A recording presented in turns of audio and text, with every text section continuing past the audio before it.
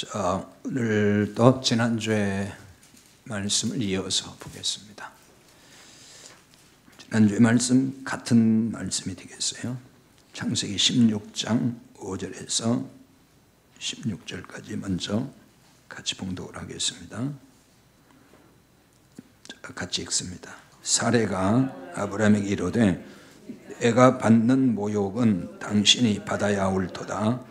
내가 나의 여종을 당신의 품에 두었거늘 그가 자기의 임신함을 알고 나를 멸시하니 당신과 나 사이에 여호와께서 판단하시기를 원하노라. 아브라함이 사라에게 이르되 당신의 여종은 당신의 수중에 있으니 당신의 눈에 좋을 대로 그에게 행하라 하매 사레가 하갈을 학대하였더니 하갈이 사레 앞에서 도망하였더라. 여호와의 사자가 광야의 샘물 곁 술길 샘 곁에서 그를 만나 이르되 사레 여종아가라 네가 어디서 왔으며 어디로 가느냐. 그가 이르되 나는 네 여주인 사레를 피하여 도망하나이다.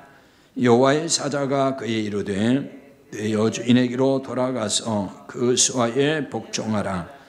여호와의 사자가 또 그에게 이르되 내가 내 씨를 크게 번성하여 그 수가 많아 셀 수 없게 하리라. 여호와의 사자가 또 그에게 이르되 내가 임신하였은즉 아들을 낳으리니 그 이름을 이스마엘이라 하라. 이는 여호와께서 네 고통을 들으셨음이니라.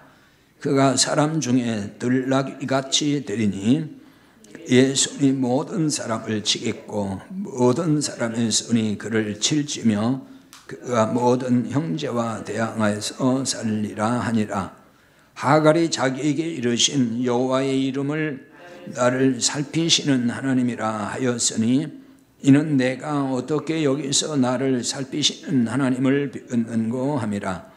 이러므로 그 샘을 부엘라헤로이라 불렀으며 그것은 가데스와 베렛 사이에 있더라.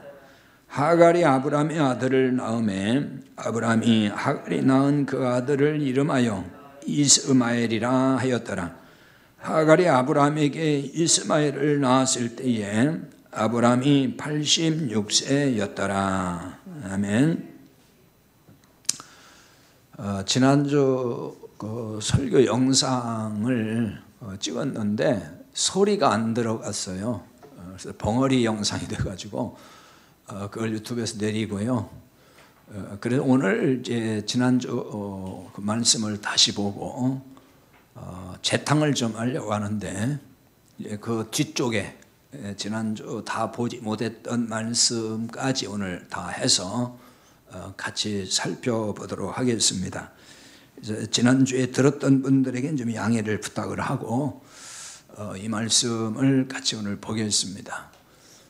수요일날 영상이 올라가면은 많은 분들이 금방 접속해서 많이 그걸 보시는 것 같더라고요. 그래서 그냥 지난주 걸 빼놓고 가기가 좀 그래서 다시 오늘 말씀을 좀 전하면서 영상을 좀 올리는 게 좋겠다 해서 지난주에 같이 살펴봤던 마음을 다시 한번 복습한다고 생각해서 지난주 들으셨던 분들은 들으시고 그렇지 못한 분들은 다시 새로 듣는 거니까 오늘 말씀을 잘 들으시면 좋겠습니다.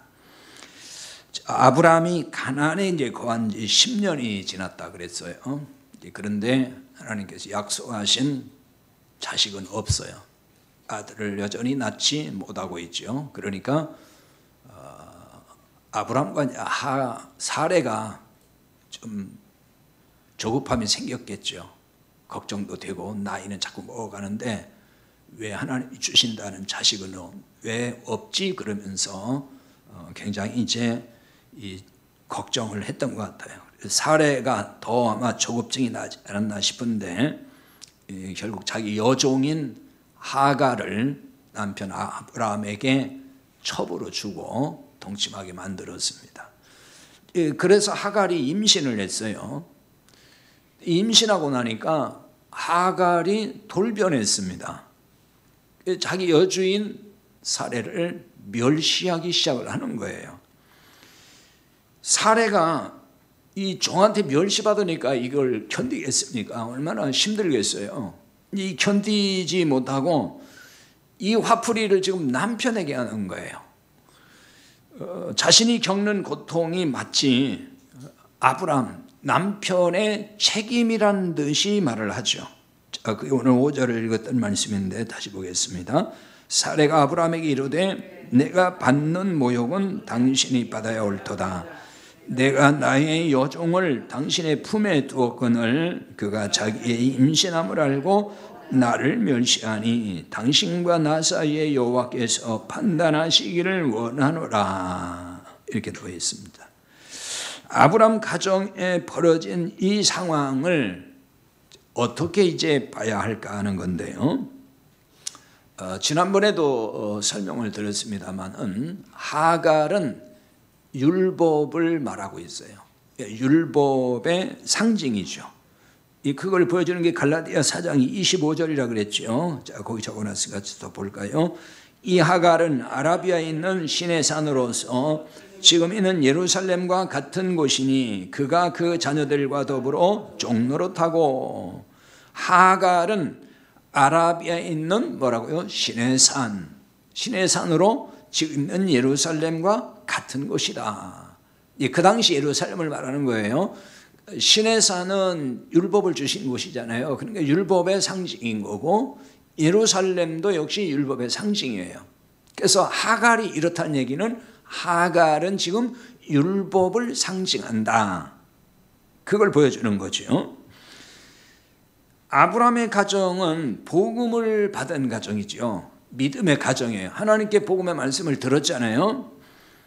이걸 조금 더 이제 넓게 해석을 하면은 복음이 있는 교회다. 이 아브라함 가정은 성전이 이루어졌다 그랬어요. 그러니까 오늘날로 말하면 교회예요. 그런데 이 공동체, 이 교회에 하갈이라는 율법이 들어와 있는 것이 되는 거예요. 하갈은 말씀드렸듯이 율법의 상징 혹은 율법주의자의 모형으로 그려지고 있습니다. 하갈이 임신한 후에 임신하지 못하는 사례를 멸시했다는 것이 바로 이런 점을 잘 나타내 주는 거예요. 하갈의 이런 태도는 뭐라고 했어요? 나는 하는데 왜 너는 못하느냐? 나는 임신하는데 너는 왜 임신을 못하는 거야? 이런 거거든요. 하갈이 사례를 멸시한 것은 자신의 임신을 자기 공로로 여기고 있다 하는 말이 되는 거예요. 지난번에 살펴봤듯이 임신은 자기 어떤 여인의 능력이 아니에요. 하나님이 태문을 열기도 하고 닫기도 한다 그랬잖아요. 그거 다 살펴봤습니다. 그러니까 하갈이 임신했다는 거는 자신의 능력이 아니라는 거잖아요. 하나님의 은혜인데 그거를 마치 자기 능력인 양, 자기가 임신할 능력이 있어서 임신했고 주인인 사례는 그런 능력이 없어서 임신을 못하는 것으로 그렇게 치부하는 거잖아요. 자, 이렇게 모든 일을 자기 의로 여기는 사람, 자기 능력으로 여기는 사람은 자기만 못하는 사람을 멸시하게 돼요. 무시하고. 이게 이제 율법주의 신앙의 특징이라고 하는 거예요. 교회 공동체의 문제가 바로 이런 데서 나오는 거예요. 율법주의 신자와 복음주의 신자가 섞여 있음으로 해서 갈등이 생기는 거란 말이에요. 아브라함 가정에 지금 율법으로 상징되는 하갈, 그 다음에 복음으로 상징되는 사례 같이 있잖아요.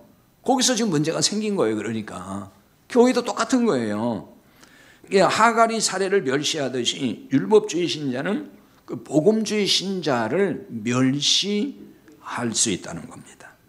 그럼 언제 멸시할까요? 자, 살펴봤듯이 하갈처럼 나는 하는데 왜 너는 못하는 거야? 바로 이런 거예요. 이럴 때 멸시할 수 있는 거예요. 나는 잘해. 열심히 잘하고 있어요. 근데 보니까 다른 사람은 잘 안 해. 못해. 나는 교회 나온 지 얼마 안 됐는데도 다 잘하고 있어요. 그런데 저 사람은 교회 뭐 40년 다녔다면서, 아니 집사 권사라면서 왜 저거밖에 못해? 예를 들면 그런 식이 되는 거예요. 이게 이 자기 의와 공로에 빠져서 자신이 하는 만큼 못하면은 멸시하는 언사를 할 수 있다는 거죠. 이렇게 공격받으면은 복음이 있는 신자라도, 즉 복음을 깨닫고 복음이 내 안에 있어 진리가 있는 신자일지라도 마음이 불편하고 불쾌하고 기분이 상하는 것은 그건 당연하다는 거예요. 그러니까 복음이 있으니까 마음도 안 상하고 진리가 내 안에 있으니까 뭐 기분 나쁜 일도 없고 날마다 그냥 기분 좋고 그렇다는 게 아니에요. 우리가 뭐 거듭나고 성령 받고 뭐 진리가 있다고 그래서 늘 기분 좋고 뭐 누가 나한테 공격하고 욕하는데도 기분 좋고 그건 아닌 거예요. 기분 나쁜 건 나쁜 거고 속이 상하는 건 상하는 거고 다 그런 거예요. 사람은. 이제 사례의 모습에서 이 부분을 발견할 수가 있어요. 이 남편인 아브라함에게 화풀이 하잖아요, 지금. 그리고 책임을 떠넘기고 있어요. 이 모습이 바로 이런 걸 보여주는 거거든요. 자, 5절에 다시 보면은 사레가 아브라함에게 이르되 내가 받는 모욕은 당신이 받아야 옳도다 이렇게 말하잖아요. 표준 세번역에는 내가 받는 이 고통은 당신이 책임을 져야 합니다 이렇게 돼 있어요. 책임은 당신이 져라 이런 얘기잖아요. 그러니까 문제가 된 책임을 자기에게 돌리는 게 아니에요. 내가 실수했군요, 내가 판단 잘못했군요, 내가 잘못인데 이게 아니고 지금 남편에게 돌리고 있단 말이에요. 책임을. 여종을 지금 적극적으로 합방시킨 게 누구예요?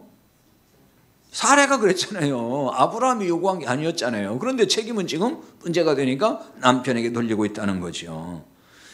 복음을 안다고 해도 말씀드렸듯이 마음의 상처를 받으면요 공격 성향이 나오는 거예요. 사람에게는요 이 상처가 있잖아요. 그러면은 공격 성향이 발동을 해요. 상처가 많을수록 남을 공격을 잘합니다. 상처 많은 사람들의 특징이에요.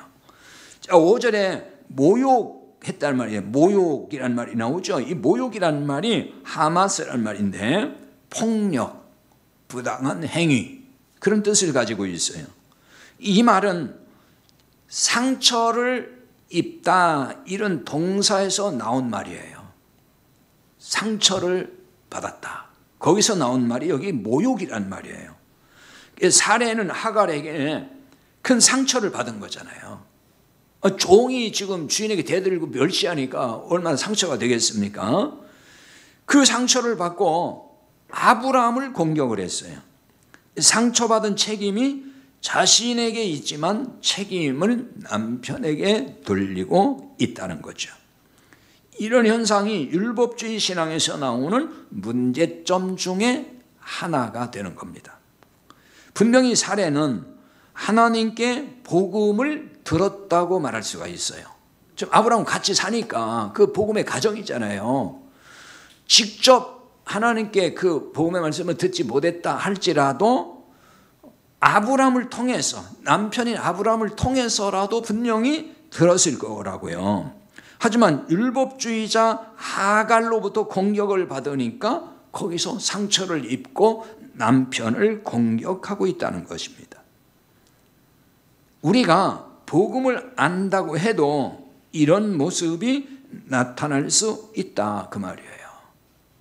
이 말은 율법주의 잔재가 항상 우리 안에 있어요. 우리는 원래 율법 아래 태어나고 율법 아래 살고 있고 그렇게 살아오기 때문에 내가 이 율법에서 벗어난 주님의 자녀가 됐다 할지라도 율법적 잔재가 다 없어지지 않고 있어요. 우리 안에 마치 그 수면 아래 앉아 있는 것처럼 있다는 거예요. 그러다가 어떤 기회가 되고 틈이 나면은 그게 이제 고개를 쳐들고 나온다는 거죠. 그래서 이게 문제가 생기는 거예요. 책임을 전가하고 공격하는 성향, 이게 다 율법주의 특징 중에 하나인 것입니다. 복음은 원래 공격을 하지 않았습니다. 복음은 오히려 당하는 게 복음이에요. 율법은 공격을 합니다. 자, 아브라함은 사례 이런 모습을 보고 무엇이라고 했습니까? 6절에 나와 있죠. 아브라함이 사라에게 이르되 당신의 여종은 당신의 수중에 있으니 당신의 눈에 좋을 대로 그에게 하라 행하라 이렇게 되어 있어요. 당신의 여종은 당신의 수중에 있으니 이게 무슨 뜻이라고 했어요? 당신이 주인이고 사례가 종이 아니냐, 당신의 몸종이 아니냐. 근데 왜 그 종한테 상처받고 왜 그 종한테 자꾸 쩔쩔매고 왜 이렇게 힘들어하는 거냐, 이 얘기가 되는 거예요. 이게 그렇잖아요. 아니 사례가 더 못난 것도 아니고 지금 임신만 못했다 뿐이고 그것도 하나님이 아직 때가 안 돼서 그러는 거니까 괜히 위축되고, 그 종이 무슨 말을 했다 그래가지고 그것 때문에 상처받을 일이 없는데 왜 그 말에 상처받고 그렇게 힘들어하느냐, 이런 얘기거든요. 그러니까 이 말은 좀 이제 이걸 좀 더 해석해서 풀어서 말하면 율법의 종이 아니고 내가 율법 위에 있는 자가 아니냐. 그런데 왜 율법에 끌려가고 있느냐, 이 얘기가 되는 거예요. 아브라함은 사라에게 당신의 눈에 좋을 대로 그에게 행하라 이렇게 말을 했습니다. 지난주에도 이거 설명을 다 드렸는데 이게 당신 마음대로 죽이든지 살리든지 알아서 하라 이 얘기가 아니에요. 이게 우리말 번역대로 보면 그렇게 보여요. 아니, 종이니까 네 마음대로 해라, 그냥 죽이든 살리든 쫓아내든 마음대로 해, 막 이런 얘기로 들리지만은 사실은 그게 아니라는 거예요. 왜냐하면은 좋을 대로 이 말이 우리 말이 이게 느낌하고 다른 거예요. 이 좋을 대로라는 얘기는 토브라 그래서 하나님이 세상을 만드시고 보시기에 좋았더라 할 때 썼던 단어가 토브예요.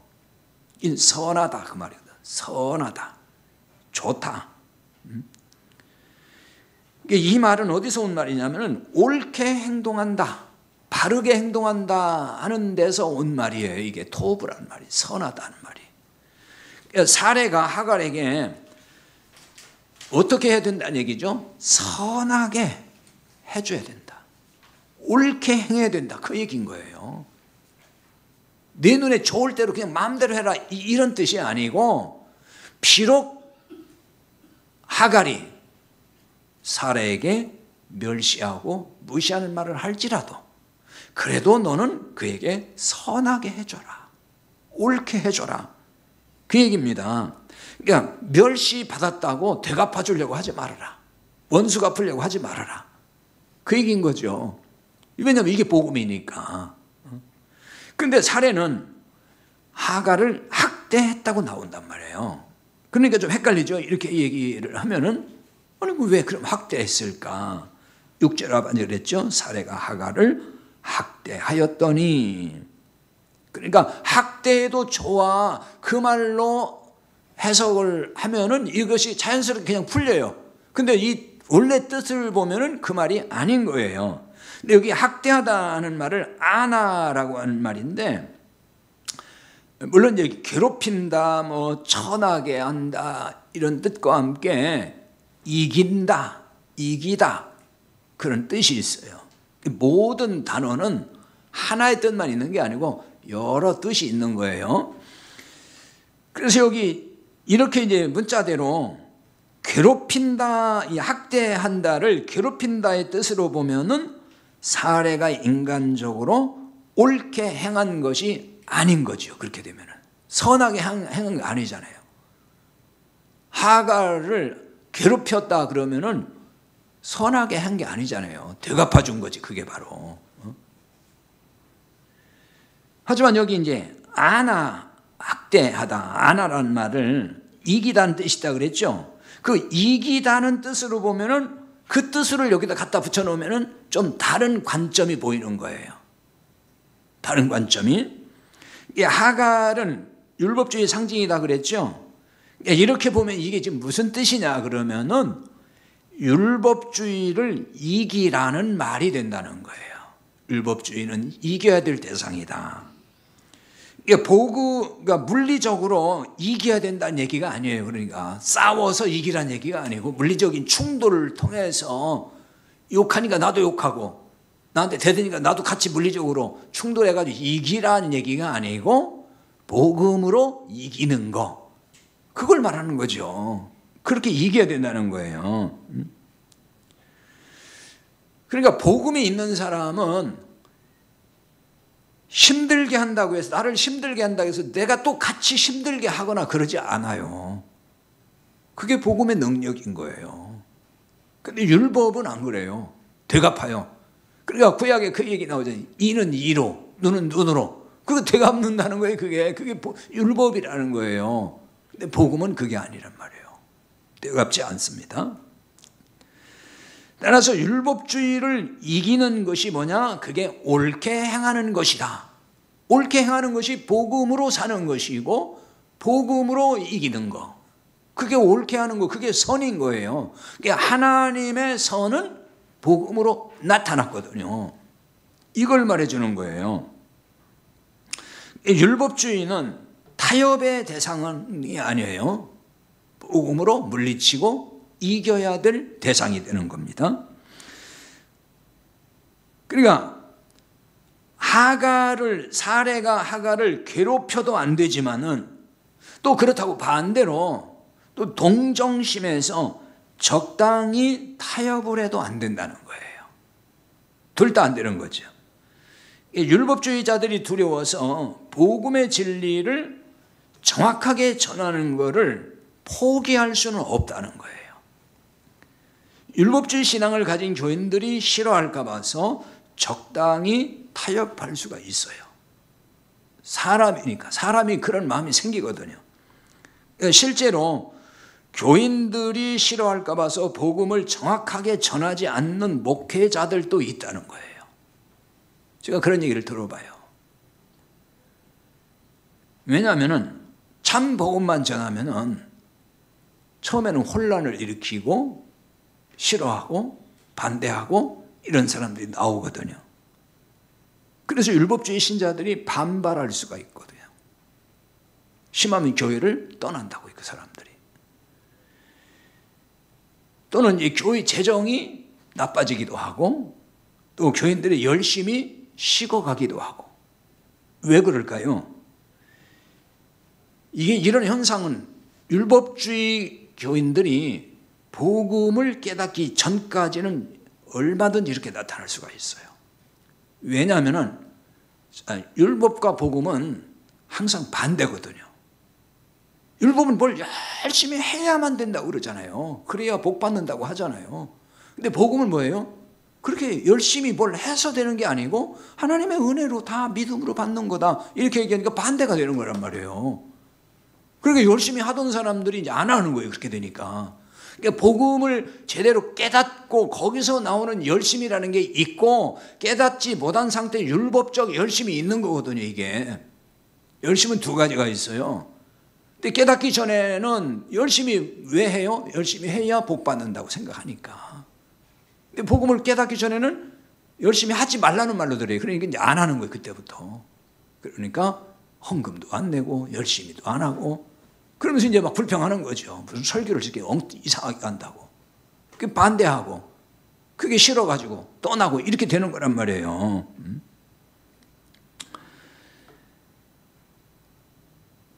자, 계속 복음을 듣고도 복음을 깨닫지 못한 신자들이 나올 수가 있어요. 계속 듣는데도 그런 사람들은 이제 교회를 떠나기도 하는 거예요.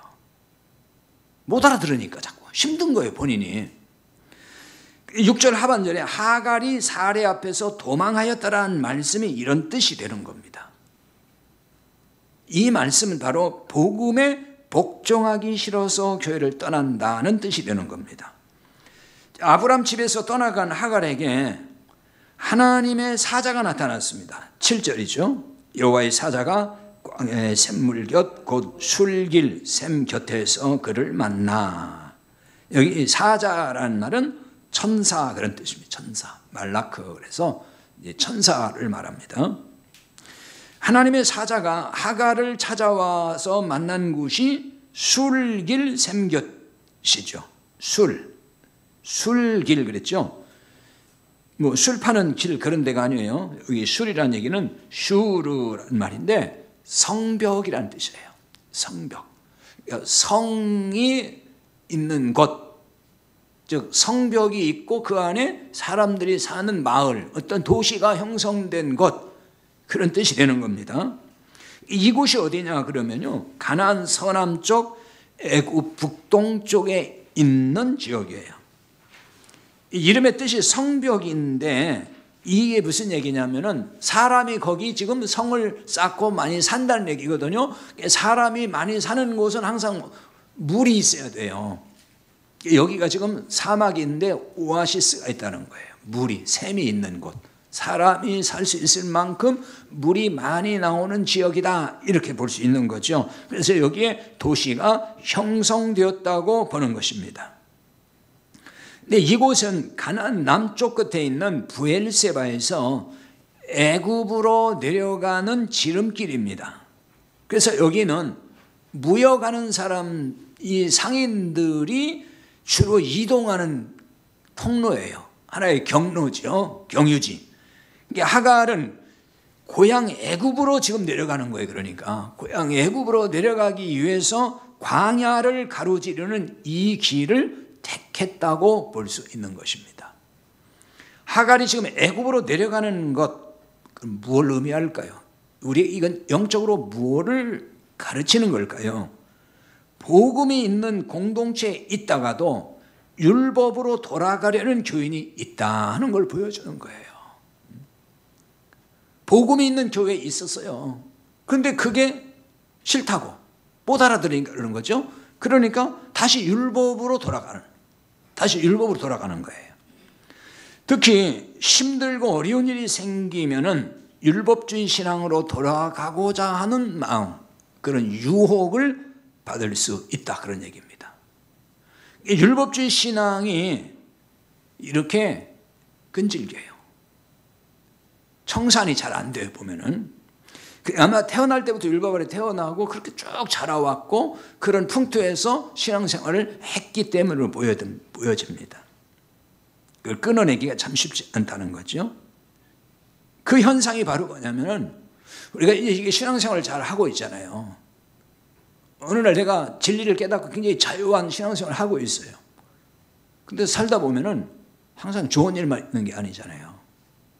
갑자기 아프기도 하고 병이 들기도 하고 안 좋은 일이 자꾸 생긴단 말이에요. 어떤 사고도 나고 원치 않은 여러 가지 일들이 생겨요. 그러면은 항상 불안한 마음이 딱 들어버리는 거예요. 아, 내가 헌금을 제대로 안 해서 그런가, 11조 떼먹어서 그런가, 예배 생활을 열심히 못해서 그런가, 기도를 이만큼 분량을 채워야 되는데 그 기도 생활도 제대로 안 해서 내 인생길에 또 자꾸 이런 어려움이 자꾸 생기는가, 고난이 오는가, 이런 식으로 생각이 들면서 마음이 불안해지기 시작한다는 거예요. 사실은 그런 게 아닌데 워낙에 율법 아래에서 그렇게 교육을 받고 살아왔기 때문에 어느 순간에 나도 모르게 그 불안감이 싹 들어온단 말이에요. 이게 다 율법주의 잔재에서 비롯되는 현상이거든요. 그게 그런 것들을 다 떨쳐낼 수 있어야 되는데 자꾸 연결이 그렇게 돼요. 연결이.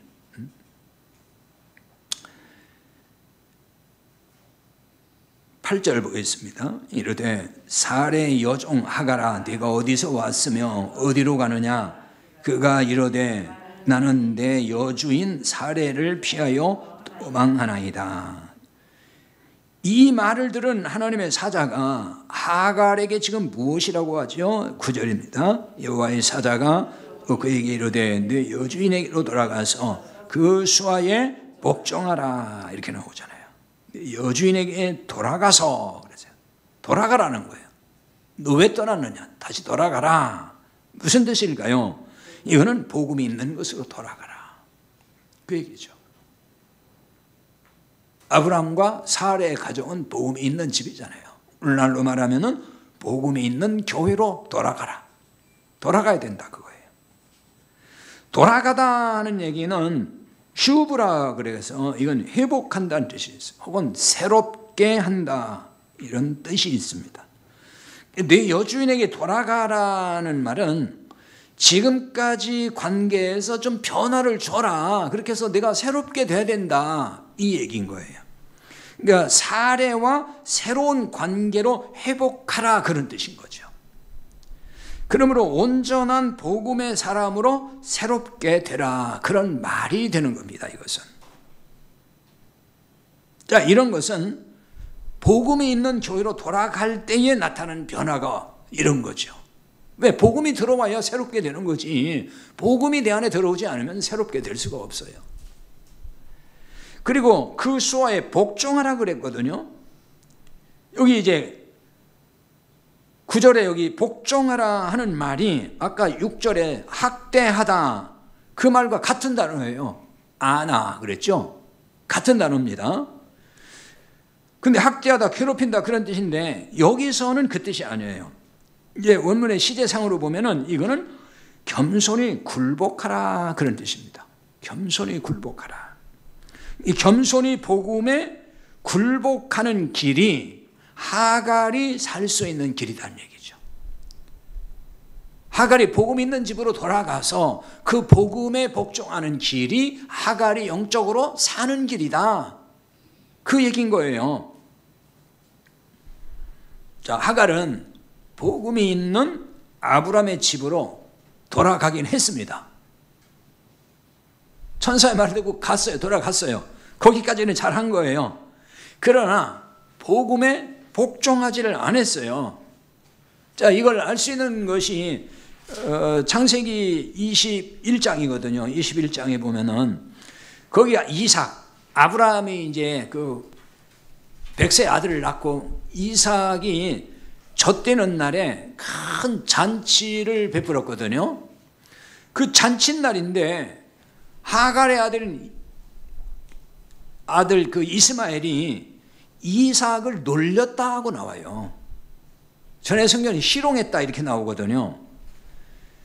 이 부분을 두고서 사도 바울의 해석이 있어요. 그 해석이 갈라디아 4장 28절 29절이거든요. 자, 거기 읽어보겠습니다.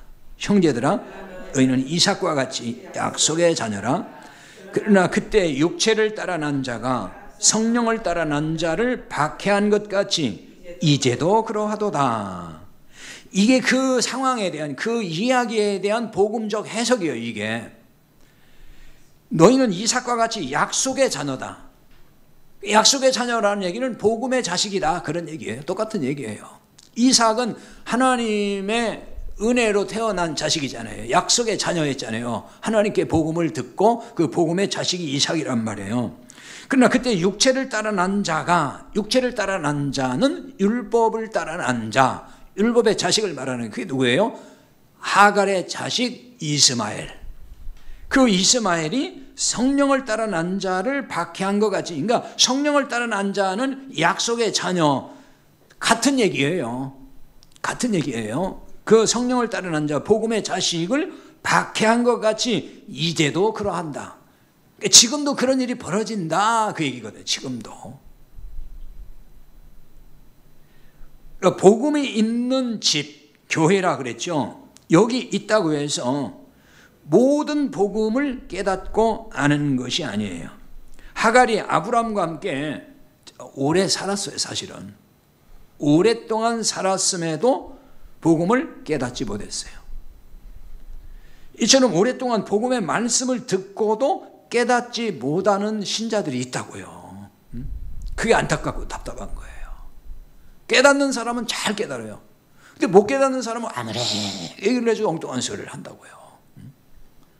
예수님이 복음을 전할 때도 그런 현상이 나타났다고요. 예수님이 복음 전하니까 뭐 다 깨닫고 구원받은 거예요? 아니에요.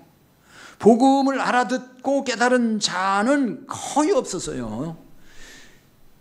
그 요한복음 이제 6장에 나오는 얘기인데 6장 60절에 보면은 예수님께서 그 오병이어의 그 표적을 보이신 후에 자꾸 사람들이 이제 따라오잖아요. 그 떡을 또 달라고. 그러니까 너희들이 나를 따르는 게 육신의 그 떡 때문이구나 하면서 썩을 양식을 일하지 말라 이렇게 말씀하시면서 이제 그 떡을 가지고 복음을 전하신다고요. 생명의 떡. 그래서 예수님의 몸과 피, 살과 피, 살을 먹고 피를 마시는 자가 영생 얻는다. 이제 복음을 이제 하늘의 복음을 말씀하신다고요.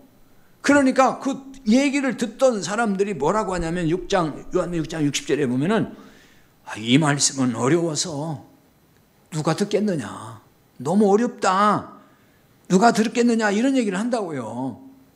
그리고 결국은 요한 6장 66절에 보면은 이제 어떤 현상이 나타나요. 그때부터 그의 제자 중에서 많은 사람이 떠나고 다시 그와 함께 다니지 아니하더라 그랬어요.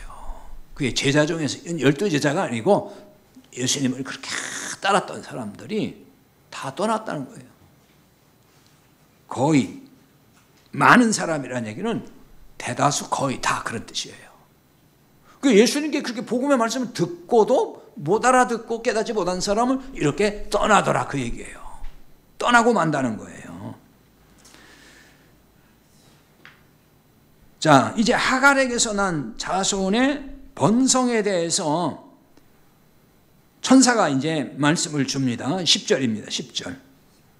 10절 보겠어요. 여호와의 사자가 그에게 이르되 내가 내 씨를 크게 번성하여 그 수가 많아 셀 수 없게 하리라. 그러니까 하갈에게 하신 말씀은 아브라함에게 주신 언약과 맥을 같이 하는 걸 볼 수가 있어요. 자, 아브라함에게도 뭐라겠죠? 내 씨를 통해서 크게 번성한다 그랬잖아요. 하갈에게도 똑같은 얘기예요, 사실은. 그렇죠? 사례를 통해 아들을 주시고 그 자손을 번성하게 하신다. 그럼 아브라함에게 주신 언약과 그럼 이게 어떤 차이가 있는가? 똑같은 얘기잖아요. 하갈에게서 난 아들인데도 불구하고 그 이스마엘 후손이 크게 번성하여 셀 수 없이 한다. 이렇게 말씀하셔요. 이것도 하나님의 약속이잖아요. 그렇게 하신다. 그럼 이 부분을 어떻게 이해를 해야 할까 하는 건데요. 이렇게 정리를 한번 해야 됩니다. 하갈에게서 난 번성한 자손들은 누구를 말하느냐 하면은 복음을 듣고 구원받을 대상이란 거, 그걸 말해주는 거예요. 따라서 사례를 통해서 난 자손들이 이제 복음을 아는 사람들을 말하는 거잖아요. 그러니까 이 복음을 안 사람들이 이들에게, 즉 하갈에서 난 이스마엘 후손들에게 복음을 전해야 한다는 말이 되는 거예요. 자, 왜 이렇게 봐야 되냐면은 다 말씀드린 건데 하갈은 율법이라 그랬잖아요. 그럼 여기서 나온 자식은 율법의 자식인 거예요. 이스마엘이잖아요, 대표적으로. 그럼 사례는 이제 복음이에요. 이거 다 설명한 거예요, 갈라디아서를 통해서. 그러니까 여기서 나온 자식은 복음의 자식, 성령을 따라 난 자식이잖아요. 약속의 자식. 그게 복음의 자식이란 말이에요. 복음의 자식은 율법의 자식을 복음으로 살려야 할 사명이 있다는 얘기예요. 그래서 하나님은 아브라함에게 땅의 모든 족속이 너로 말미암아 복을 얻으리라 이렇게 말씀한 거예요. 그럼 땅의 모든 족속이라는 얘기는 하갈에게서 나온 이스마엘의 후손까지 다 포함하는 거잖아요.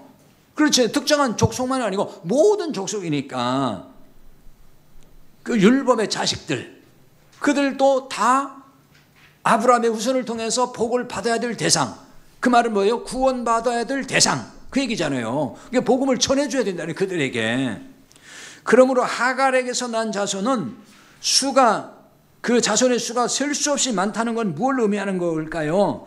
복음을 들어야 될 대상이 셀 수 없이 많다, 그 뜻이 되는 거예요. 복음을 모르고 사는 사람이 얼마나 많은지를 보여주는 말씀인 거죠.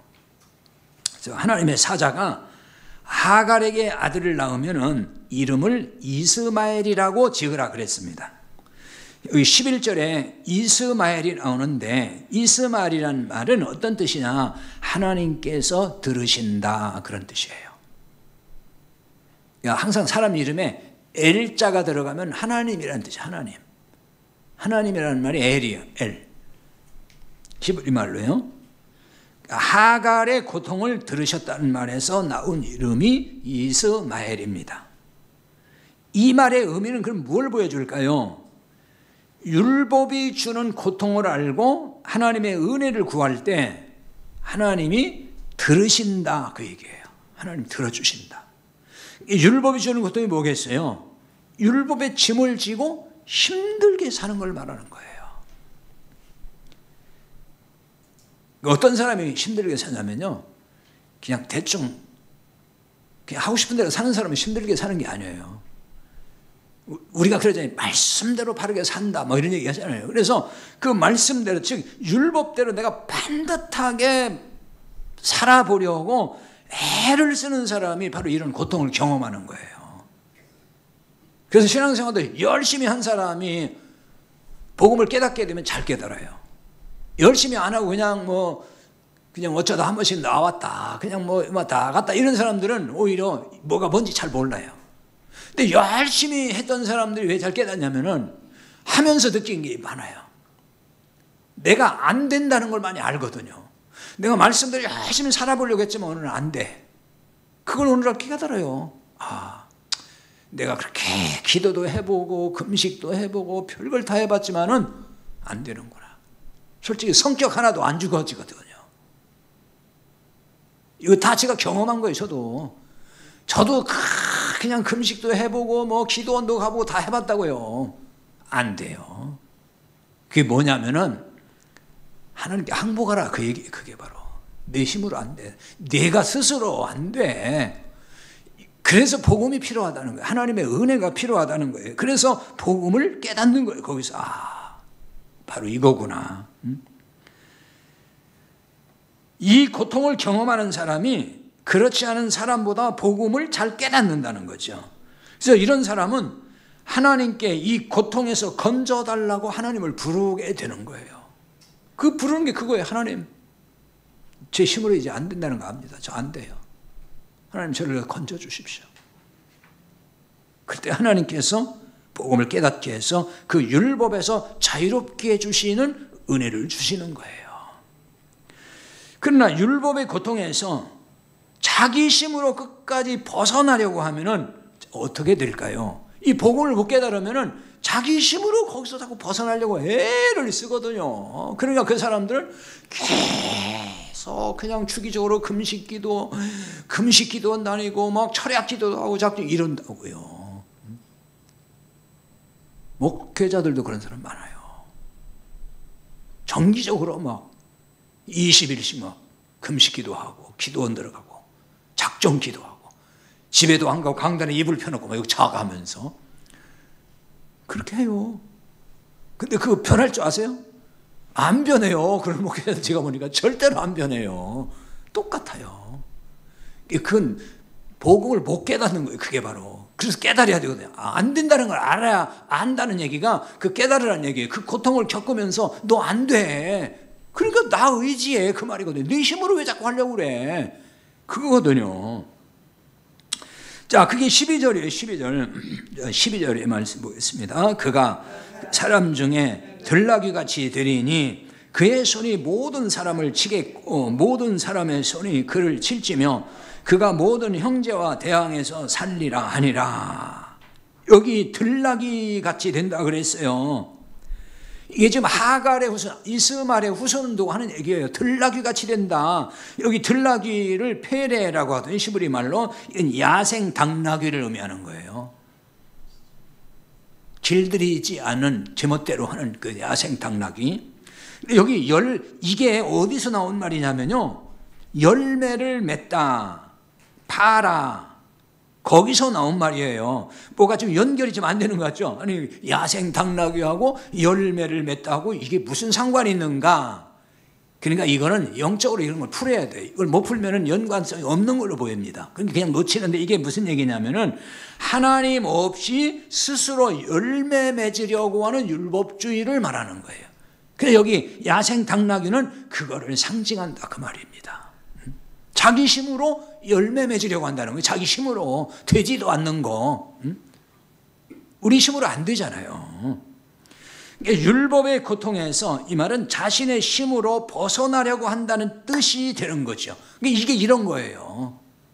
그게 여기 당나귀같이, 들당나귀, 야생 당나귀같이 사는 거예요. 하나님의 은혜를 의지하지 아니하고 자기 능력을 의지해서 살려고 하는 거예요. 그게 바로. 그러나 율법을 지킬 수 없다는 데서 또 고통을 당하고 좌절하고 그러면서 늘 낙심한다니까요. 아이고, 내가 이거밖에 안 되는구나. 자꾸 이렇게 낙심한다고요. 안 되니까. 이들은 또 모든 사람을 치겠고 모든 사람의 손이 그를 친다 이렇게 나와 있어요. 이게 뭐냐면은 율법주의와 복음이 대립할 걸 보여주는 것입니다. 율법과 복음은 같이 섞이지 않아요. 물과 기름이에요. 이거는 같이 갈 수가 없어요. 이게 같이 있으면은 대립과 갈등이 발생할 수밖에 없어요. 이게 속성상. 자, 우리는 지금 이런 영적 환경에서 앞으로도 계속 살 거예요. 왜냐하면 한국교회 현실이 이러거든요. 한국의 현실이. 자, 이런 환경에서 승리하려면은 복음의 신앙으로 굳게 서는 길밖에 없습니다. 율법주의자들이 자꾸 유혹을 할 수가 있어요. 그 유혹이라는 게 뭐냐면 이제 어떤 압박 이런 거거든요. 뭐냐면은 뭐 아까 말씀드린 뭐가 좀 안 되고 그러면 내가 뭐 기도가 부족해서 그래, 내가 뭐가 열심히 없어서 그래, 막 이런 식으로 그런 유혹을 하는 거예요. 근데 이게요, 교인들만 그런 유혹을 받고 넘어지는 게 아니에요. 목회자들도 그런다니까요. 그 어떤 개척교회 목회자는 교회 부흥이 안 돼.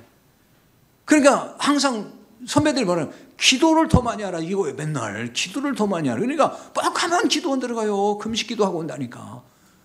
그러면 그게 진짜 이유였다면 금식 기도 그렇게 많이 하면 교회 부흥해야 되잖아요. 안 돼요. 똑같아. 수십 년 했는데 똑같아요. 그게 원인이 아닌 거예요. 그러니까 그게 지금 복음을 몰라서 그런 거거든요. 근데 우리도 그렇게 유혹을 다 받을 수가 있단 말이에요. 그러니까 다시 또 옛날로 돌아가고자 하는 그런 거 자꾸 압박을 해요. 그리고 복음을 얘기해 주면은 사람들이 못 깨달은 사람들은요 그 공감을 못 해줘요. 그리고 너 어떻게 이상하게 됐냐, 어떻게 왜 엉뚱한 소리 하냐 이렇게 얘기한다니까요. 이게 지금 한국의 현실이란 말이에요. 자, 이런 데서 우리가 흔들림 없이 복음으로 굳건히 서서 그걸 이겨내는 것, 그게 진정한 영적 승리가 되는 것입니다.